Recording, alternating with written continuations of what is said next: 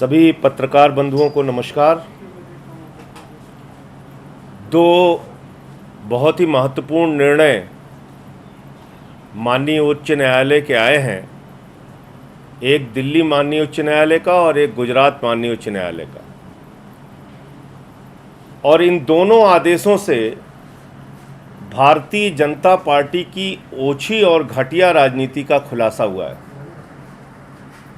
दिल्ली में लगातार भारतीय जनता पार्टी के नेता सवाल उठा रहे थे, इस कोरोना संकट के समय में दिल्ली सरकार की कोई मदद करने के बजाय, दिल्ली सरकार का कोई सहयोग करने के बजाय लगातार सवाल उठा रहे थे कि कोरोना संकट के कारण जिन लोगों की मृत्यु हुई है उन आंकड़ों में दिल्ली सरकार हेराफेरी कर रही है।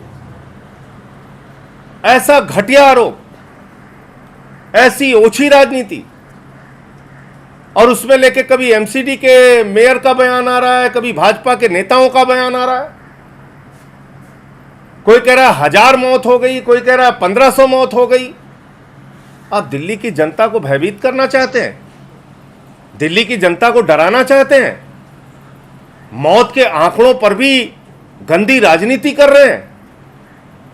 कल माननीय उच्च न्यायालय ने जो आदेश दिया है, जिस प्रकार से याचिका को खारिज किया है, मौत के आंकड़ों पर जो याचिका दायर की गई थी, उससे यह साफ हो गया है कि भारतीय जनता पार्टी दिल्ली के अंदर कोरोना में मौत के मामले में भी एक ओछी और घटिया राजनीति कर रही थी। अब भारतीय जनता पार्टी में अगर जरा सी भी शर्म और नैतिकता है तो उनको दिल्ली की जनता से माफी मांगनी चाहिए। और मैं आदेश ज्यादा लंबा नहीं, लेकिन अंतिम की जो 2-3 लाइनें हैं वो पढ़ दूंगा। 7वें नंबर के पॉइंट पे, there seems to be no discrimination being done, nor is there are any material to show false fabrication of data in question being published by the respondents. यानी सरकार के द्वारा जो भी डाटा, जो भी आंकड़ा, डेथ ऑडिट कमेटी के द्वारा जो भी आंकड़ा जारी किया गया है, उसमें किसी भी प्रकार का कोई फैब्रिकेशन नहीं किया गया है, कोई छेड़छाड़ नहीं की गई है, कोई बदलाव या कोई गलती नहीं की गई है। और हाई कोर्ट ने यह भी माना है कि डेथ ऑडिट कमेटी पूरी तरीके से सक्षम है और सेंट्रल गवर्नमेंट की जो गाइडलाइन है उसके हिसाब से उन्होंने मौत के आंकड़े समय समय पर जारी किए हैं। बावजूद इसके आप कुछ भी बोले जा रहे हैं, कुछ भी कहे जा रहे हैं। तो पहली बात तो ये, और दूसरी बात, जिस गुजरात में 25 वर्षों से ज्यादा उनका शासन है भाजपा का, जिस गुजरात मॉडल के डंके को पूरी दुनिया में भारतीय जनता पार्टी पीटने का काम करती है, जिस गुजरात मॉडल पे पूरे देश का चुनाव लड़ने का काम करती है, आज उस गुजरात मॉडल का चेहरा पूरी तरीके से बेनकाब हुआ है। अगर आप मौत के आंकड़ों की बात करें तो 865 लोगों की जान कोरोना संकट के समय इस संक्रमण के कारण गुजरात में हुई, जो आंकड़ा पूरे देश में अगर मृत्यु दर के मामले में देखेंगे तो सबसे ज्यादा है। मैं ईश्वर से प्रार्थना करता हूं देश के किसी भी राज्य में कोरोना से किसी की मृत्यु ना हो, लेकिन जब सच्चाई सामने लाने की बात होगी तो यह बिल्कुल खुला सच है, और यह सच बेनकाब हो चुका है कि आज गुजरात की स्वास्थ्य सेवाएं पूरी तरीके से फेल साबित हुई हैं। और यह मैं नहीं कह रहा हूं, वहां के माननीय उच्च न्यायालय की टिप्पणी है। गुजरात के हाई कोर्ट ने कहा है गुजरात के सिविल अस्पताल काल कोठरी और तहखाने से भी ज्यादा बदतर हैं।